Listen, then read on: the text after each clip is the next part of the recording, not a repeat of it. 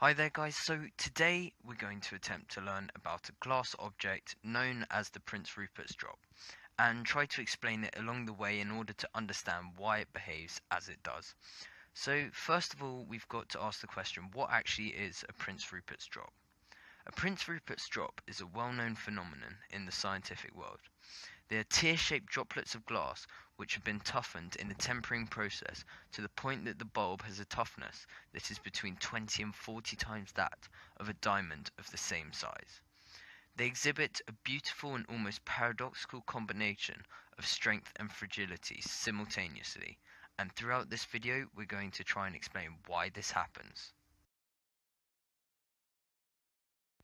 So in order to understand it better, we've got to see how it's made.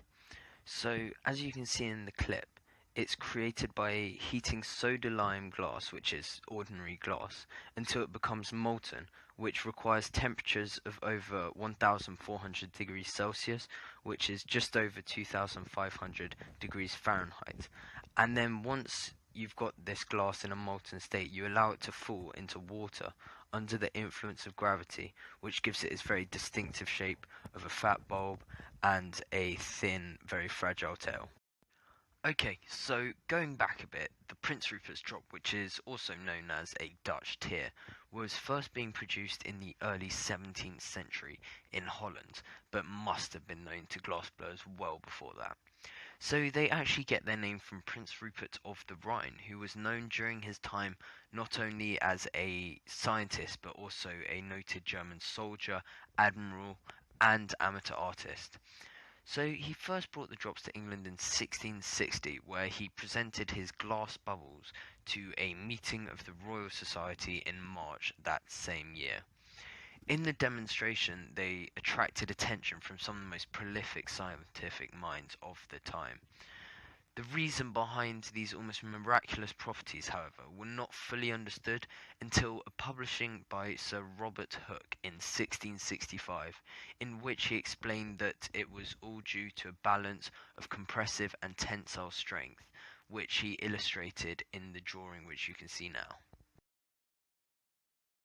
So, in order to understand the properties of a Prince Rupert's drop, we first have to look on a molecular level at glass. So, glass is naturally a very brittle but hard material, which has an amorphous structure.